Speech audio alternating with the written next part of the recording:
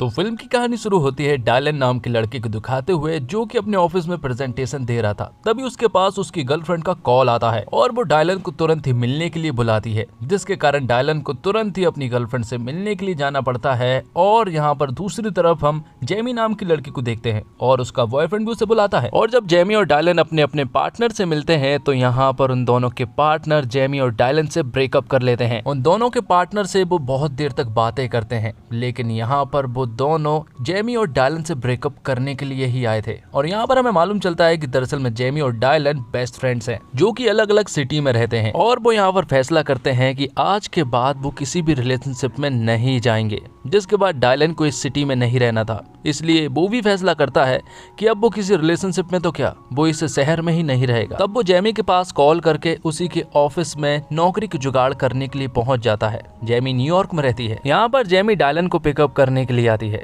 यहाँ पर दोनों बात करते हैं अपने ऑफिस के बारे में। अब क्योंकि डायलन का आज इंटरव्यू है, इसलिए जेमी उसे अपने ऑफिस के बारे में हर एक चीज बता रही थी, जिससे कि डायलन इस इंटरव्यू में पास हो जाए। और अब क्योंकि वो बहुत दिनों के बाद मिले थे, इसलिए वो दोनों आपस में ढेर सारी बातें करते हैं। जिसके बाद डायलन अपना इंटरव्यू देने के लिए चला जाता है और रात को जब वो वापस आता है तो वो जेमी को बताता है कि वो इंटरव्यू में पूरी तरह से पास रहा है। जिसके बाद दोनों बहुत ज्यादा खुश होते हैं और उस खुशी को वो सेलिब्रेट करने के लिए जाते हैं। दरअसल डायलन बहुत ज्यादा इंटेलिजेंट लड़का है, लेकिन उसे ये न्यूयॉर्क भी बिल्कुल पसंद नहीं है। अब जेमी डायलन को अपनी फेवरेट जगह पर ले जाती है, जो कि काफी ऊंचाई पर थी। यहाँ पर डायलन और जेमी अपने अपने ब्रेकअप के बारे में बताते हैं, जो कि हाल ही में हुआ है। और वो बताते हैं कि आगे से वो किसी भी रिलेशनशिप में नहीं जाएंगे, क्योंकि ये बहुत ही ज्यादा हार्ट ब्रेकिंग होता है। अब क्योंकि डायलन को न्यूयॉर्क पसंद नहीं था, इसलिए जेमी उसे पूरा शहर घुमाती है और धीरे धीरे करके जेमी को अब न्यूयॉर्क पसंद आने लगा था। अब ऐसे धीरे धीरे करके वो टाइम स्पेंड करते हैं और साथ में काम करने की वजह से उनकी बॉन्डिंग और भी ज्यादा मजबूत होती जा रही थी,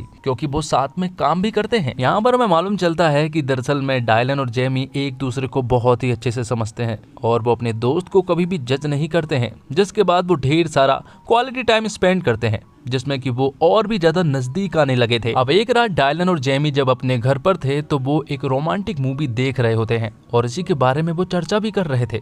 यहाँ पर डायलन जेमी से कहता है कि अब तो तुम्हारा बॉयफ्रेंड भी नहीं है, लेकिन अगर तुम्हें किसी के साथ रोमांटिक होने का मन करे तब तुम क्या करोगी। तब जेमी उससे कहती है कि बस यही बात उसे खाई जाती है। तब डायलन जेमी से कहता है कि हम एक जुगाड़ कर सकते हैं। वो उससे कहता है कि हम दोनों एक दूसरे की नीड को पूरा कर सकते हैं। जो तुम्हें चाहिए वो मैं दूंगा और जो मुझे चाहिए वो तुम देना, लेकिन हम एक वादा करते हैं कि हम कभी भी एक दूसरे से प्यार नहीं करेंगे और जब भी फीलिंग बढ़ने लगेगी तो हम एक दूसरे पर कंट्रोल करने की पूरी कोशिश करेंगे। जिसके बाद वो दोनों ये प्रॉमिस करते हैं। जिसके बाद वो एक दूसरे के बहुत ज्यादा क्लोज आने की बातें करने लगते हैं और फिर धीरे से वो दोनों एक दूसरे के साथ बहुत सारा रोमांस करते हैं। ये उनके लिए बहुत ही अजीब था, क्योंकि वो दोनों तो बेस्ट फ्रेंड्स है, लेकिन ये सब करना उनके लिए थोड़ा अजीब तो था। इस बारे में वो चर्चा भी करते हैं, लेकिन इन चर्चाओं का कोई फायदा नहीं होता है, क्योंकि रात होते ही वो एक दूसरे पर कंट्रोल नहीं कर पाते हैं और फिर वो सब कुछ करते हैं जो कि एक कपल करते हैं। और जब एक दिन वो साथ में थे तो उनकी माँ ने ये सब कुछ देख लिया था। यहाँ पर उसकी माँ को कोई भी प्रॉब्लम नहीं थी,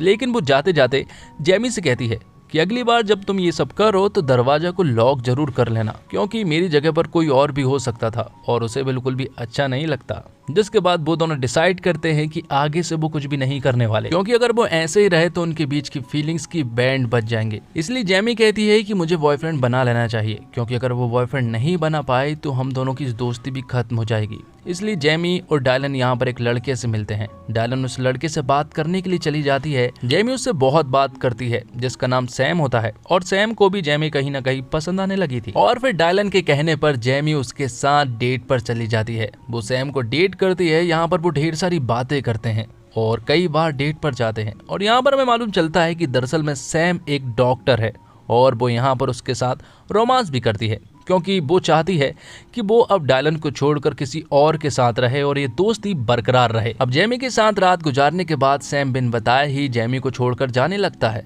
और उससे पूछने पर वो कहता है कि मैं तुम्हारे साथ नहीं रह सकता। जेमी को समझ आता है कि सैम दरअसल उसके साथ रिलेशनशिप में नहीं आता, बल्कि वो तो उसका बदन चाहता था और जो उसका काम हो गया तो वो यहाँ से जाने लगा।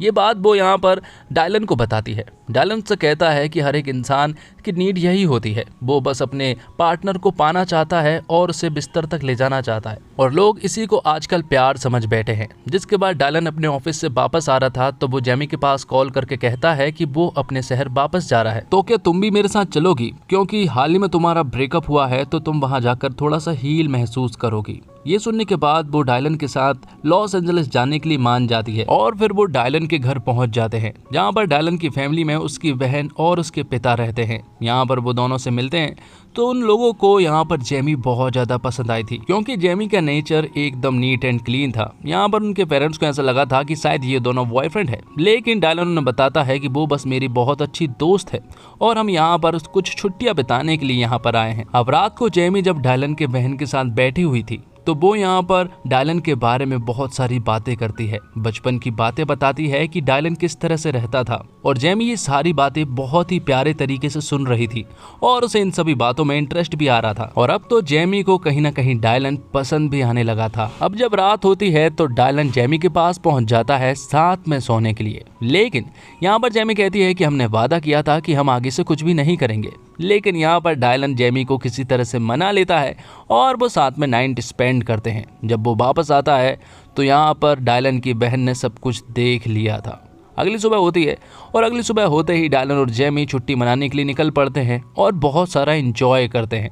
जब यहाँ से वो दोनों वापस आते हैं तो डायलन की बहन उससे मिलती है और कहती है कि मुझे पता है जेमी तुम्हें बहुत पसंद है, लेकिन तुम जो सोच रही हो वैसा कुछ भी नहीं है। हम दोनों के बीच में फिजिकल रिलेशनशिप है, लेकिन हम मेंटली रूप से पूरी तरह से बेस्ट फ्रेंड्स हैं। और डायलन यहाँ पर जेमी के बारे में अपनी बहन से दो उल्टी सीधे बातें बोल देता है, जबकि ये सारी बातें जेमी सुन रही थी। इन बातों का जेमी को बहुत ज्यादा बुरा लगा था। जब रात को सभी लोग खाना खा रहे होते हैं तो जेमी उन सभी के पास आती है और कहती है कि उसे जरूरी काम याद आ गया है, इसलिए वो वापस न्यूयॉर्क जा रही है। तब डायलन जेमी से कहता है कि क्या मैं तुम्हें छोड़ने के लिए चल सकता हूँ, लेकिन जेमी उससे कह देती है कि मैं अकेली ही चली जाऊंगी। डायलन समझ गया था कि जेमी को जरूर तो कुछ हुआ है, लेकिन जेमी ने डायलन को कुछ भी नहीं बताया था। जिसके बाद जेमी वापस न्यूयॉर्क आ जाती है।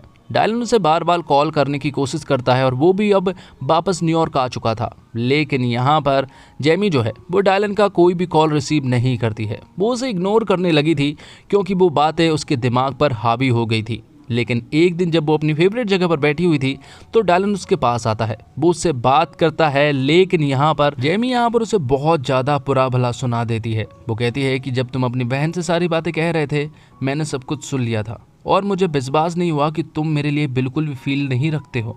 यहाँ से जेमी जो है रोते हुए जाती है और उसे बहुत ज़्यादा हर्ट हुआ था क्योंकि वो अपने बेस्ट फ्रेंड से प्यार करने लगी थी, और जो हार्ट ब्रेक अपने बेस्ट फ्रेंड से मिलता है वो हार्ट ब्रेक अलग ही लेवल का होता है। अब कुछ दिनों के बाद डायलन के पिता डायलन से मिलने के लिए आते हैं, क्योंकि डायलन की बहन ने उनके पिता को सब कुछ बता दिया था। डायलन के पिता उसे समझाते हैं कि प्यार सिर्फ एक बार ही होता है, तुम्हें जेमी के साथ रहकर अच्छा लगता है, कभी कभी प्यार ढूंढने पर नहीं मिलता है और कभी कभी प्यार इतना मिल जाता है कि संभाले नहीं संभलता, लेकिन जब प्यार मिल रहा होता है तो हम उसकी कदर नहीं करते हैं। और फिर कुछ सालों के बाद जब तुम सोचोगे कि जेमी तुम्हारे लिए सही थी तब तुम्हारे पास जेमी भी नहीं होगी। डायलन के पिता ने यहाँ पर डायलन की आंखें खोल दी थी। उसे एहसास हो गया था कि जेमी की ना होने पर वो क्या होगा ये वो सोच भी नहीं सकता है, इसलिए वो तुरंत ही जेमी से मिलने के लिए पहुंच जाता है। डायलन के पिता ने उसकी बहुत मदद की थी।